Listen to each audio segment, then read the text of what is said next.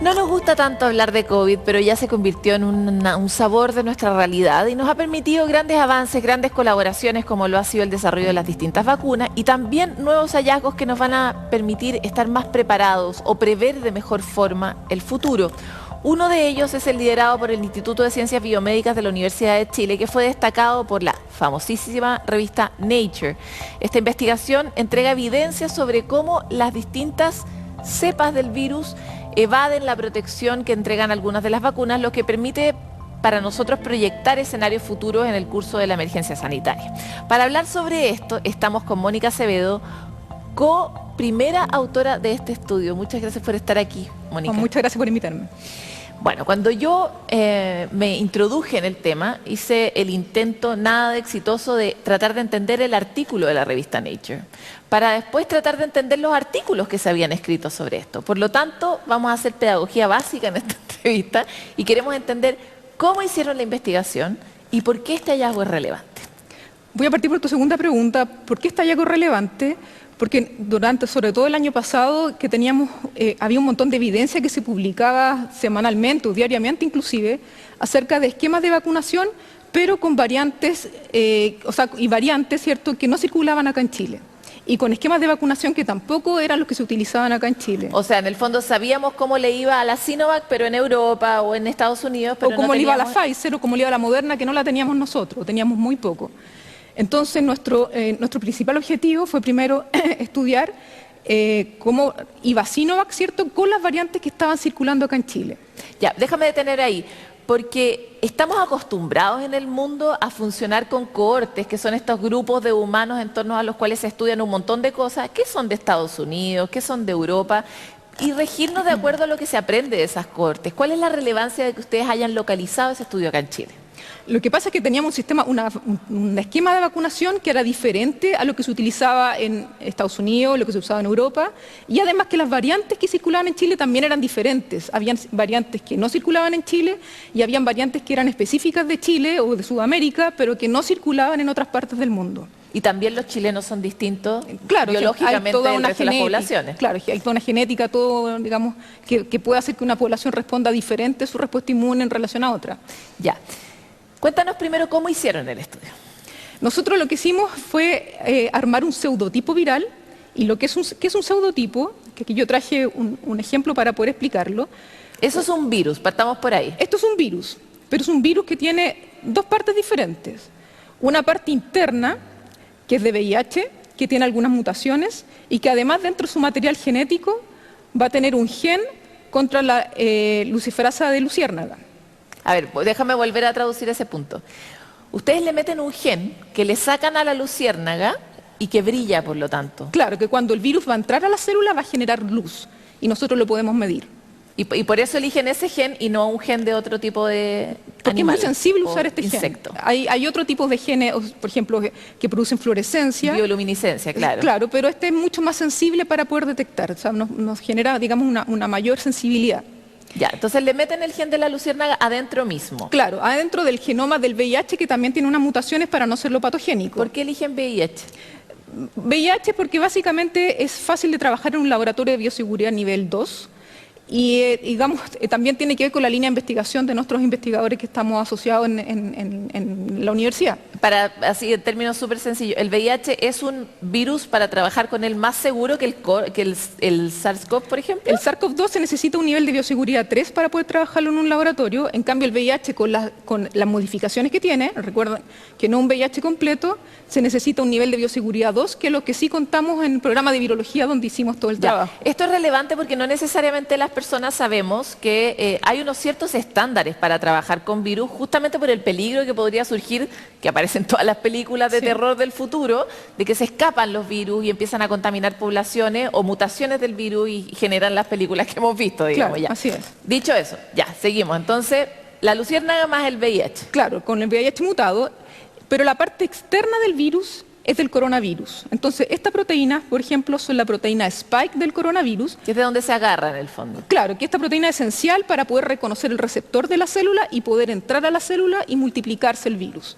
Entonces lo que nosotros necesitamos es poder tener este virus para poder medir la cantidad de anticuerpos neutralizantes que se generan por la vacunación o porque uno se enfermó.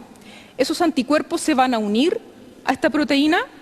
Para protegernos, son como un ejército. Claro, que cuando el virus, el anticuerpo se une a esta proteína, el virus es incapaz de reconocer su receptor y no puede entrar. Perfecto. Y nosotros eso lo vamos a ver como una ausencia de luz. En cambio, cuando no hay anticuerpos neutralizantes, el virus va a poder entrar y vamos a ver luz. Perfecto. Y nosotros hicimos tantos pseudotipos como variantes que quisimos analizar en ese artículo. ¿Cuántas variantes analizaron? Analizamos 6 variantes. Analizamos la variante ancestral, ¿cierto?, que fue la que salió de Wuhan. Ancestral es la primera. La primera. Y después las distintas variantes que estaban circulando en Chile. Había una que la variante B, ¿cierto?, que tiene una mutación, y después la variante alfa, la gamma, la lambda y la delta, que eran las que circularon en ese momento que nosotros hicimos el trabajo. ¿Y qué entendieron? ¿Qué aprendieron? Pudimos comparar la respuesta inmune generada por el esquema Sinovac y como el esquema Pfizer. ¿Cierto? Aquí la población mayoritaria... Para las 6 variantes. Para las 6 variantes. Cuando hicimos esto, ¿cierto?, todavía no existían las dosis de refuerzo, por lo tanto la mayoría de la población estaba vacunada con el esquema Sinovac y no sabíamos cómo se comportaba la vacuna Sinovac frente a las variantes que estaban circulando en Chile.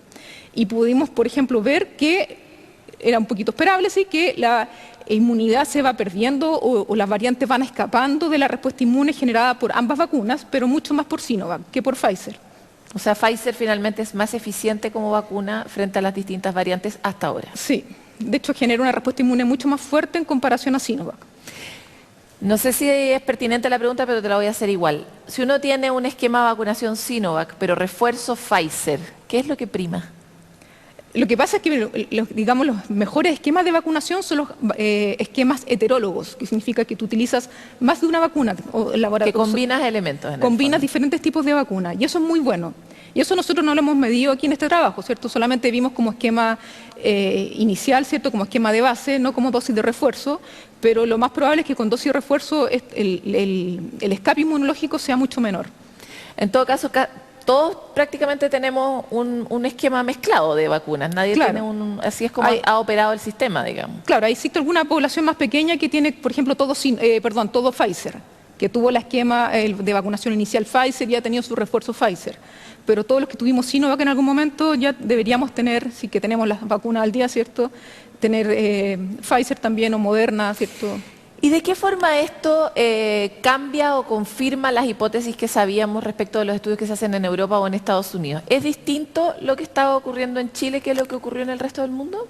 Lo que pasa es que acá en Chile circulaba una variante que es la lambda, que fue, digamos, como el objetivo principal de ese artículo, que circuló básicamente acá en Chile. De hecho, en algún momento se le llamó como la variante andina y circuló también en otros países de Sudamérica, pero no circuló en otras partes del mundo.